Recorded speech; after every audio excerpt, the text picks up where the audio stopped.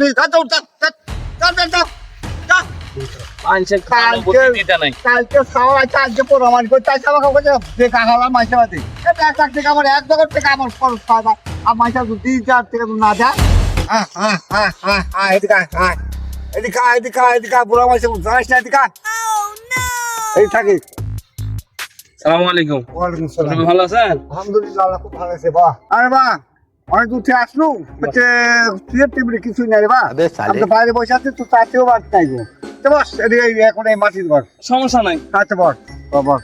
বাংলার মাটি সোনার চেয়ে খাঁটি। কিছু বলবো তো নাকি বলার কিছু আছে নাকি তো? বলার জন্য তো আসলাম মুরব্বী, বুঝছেন? আচ্ছা বল বা বলে কি বলছ একটু দেখে নামে আসলো ওর থেকে। কি করেছেন আপনি? এই যে মোষ টোষ চড়াচ্ছি এই যে পুকুর পোয়ার দিচ্ছি বিভিন্ন কাজ তো আমি বুঝতে কিনতে পারি। ওর জন্যই তো আসছেন মুরব্বী। আচ্ছা বলে কি বলবো? এক সপ্তাহ পর তো ঈদ, তাই না? কোরবানি টোরবানি এবার দিবেন না? কোরবানি তো প্রতি বছর দিই, এবার দিব আশা আছে। এর মধ্যে ঝামেলা পড়তে পারে। কি ঝামেলা মুরব্বী? আমার মনে তো সন্দেহ হচ্ছে।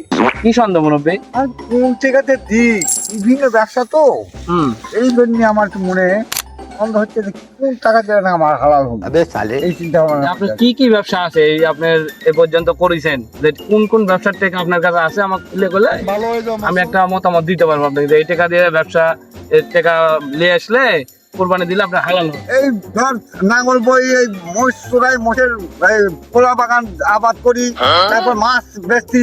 কি কথা বলেন চাচা, বুঝছেন? আমি তো কোনো হারাম হালাল তো কোনো কিছু ইয়ে দেখিচ্ছি না, পার্থক্য দেখিচ্ছি না, সবই তো হালাল ব্যবসা। সবই হালাল। হ্যাঁ এইটা তুই হচ্ছে শহরে থাকি তুই এইটা বুঝিস কিছু, আমি গ্রামে থাকি গ্রামে ভালো ভালো বুঝতে পারি। আমার ভুল হচ্ছে হ্যাঁ। আপনি যে ব্যবসা করার কথা বললেন, জমি চাষ করা, কলা বেচা, পুকুরের মাছ বেচা, এই মোষ চড়াই না, এগুলোর মধ্যে গুমরের কি আছে আমাকে ভুল খুলে কোন তো? আমি তো গ্রামে থাকি না, গ্রামের হালচাল আমি তো বুঝি না, শহরে থাকি, ঠিক আছে আপনার কথা মেনে নিলাম। এটার মধ্যে কি গুমর আছে কোন আমাকে একটু খুলে কোন, খুলে না খুলে তো বুঝবো না। শহরের সাল পাল তো বুঝিস না। ধর হাল বইতে গেছো গায়ে ধর একটা কম দিল, এটা হাল হলো কিনা এটা যায় না।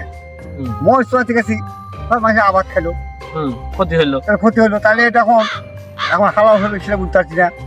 মাছ পালি এখন মাছে ধর মাছ তো বাঁচে না, মাছের মধ্যে ধরে সিলান দিয়ে নিয়ে এখন মাছ বেচা লাগে, এটা এখন হালাল হলে বুঝতে হবে না। কোলা বেশি ধর দেখ কোলার মধ্যে ফরমালিন দিয়ে কাঁচা করে থাকা লাগে, এটা এখন হালাল হচ্ছে কিনা এটা কি করেন পাবো? তাহলে এইটুকানি এটা বিষয়। আমার তো একটা কথা শুনে, আমার এলাকার একটা লোক প্রতি বছর কুরবানি দেয়, বুঝছেন? একবার বিপদে পড়ে গেছে, অর্থ সম্পদ ভালো আছে, বিপদে পড়ে গেছে, এখন মান সম্মানের বিষয়, কুরবানি না দিলে কিরকম হয়? জামাই বিটি আছে, হ্যাঁ মানুষে কি কবি লজ্জা পড়ে যায়। ওই লোক এনজিও থেকে টাকা তুলে নিয়েছে, বুঝছেন? নিয়ে আসার পর রাত্রেবেলা বসে চিন্তা করি এই টাকা দিয়ে কুরবানি দিলে কুরবানি হালাল হবি কি হবি না, আগে গরু কিনবো না কিনবো না, ঠিক আছে?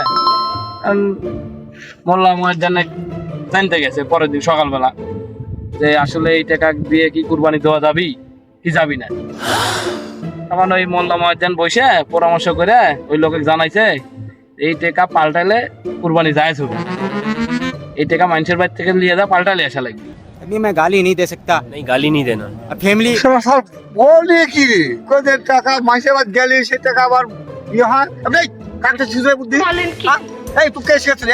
এই তুই শহরে থাকিস এই এই বড় বড় নেক্সাল দিয়ে চল কাছে হচ্ছে যে আমার গ্রামে আমি তো শুনেছি, এখানে তো কমপ্লেন করছি।